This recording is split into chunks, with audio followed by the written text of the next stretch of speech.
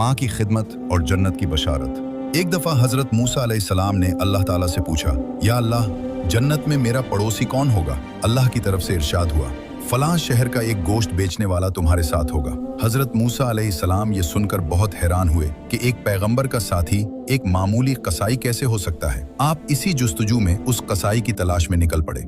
वहां जाकर देखा तो वो शख्स अपनी दुकान पर गोश्त बेचने में मसरूफ था। हज़रत मूसा अलैहिस्सलाम उसके पास बैठ गए।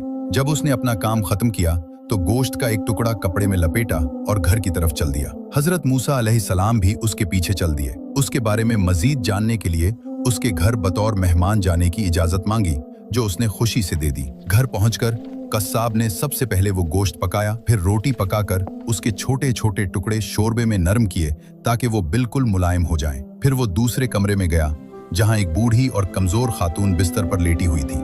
वो इतनी कमजोर थी कि खुद से हिल जल भी नहीं सकती थी। कस्साब ने बड़े प्यार से उन्हें सहारा देकर उठाया और अपने हाथों से एक एक लुकमा उनके मुंह में डालने लगा। वो तब तक नहीं हटा जब तक माँ का पेट नहीं भर गया। फिर उसने माँ का मुंह साफ किया और उन्हें वापस लिटा दिया।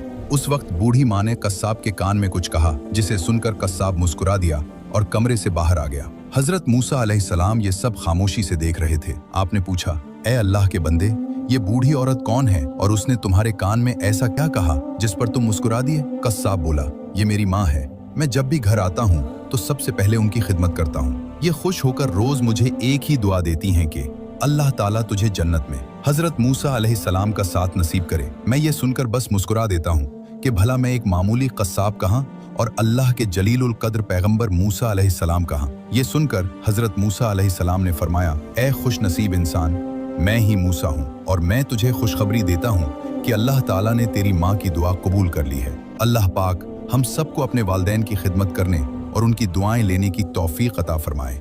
आमीन।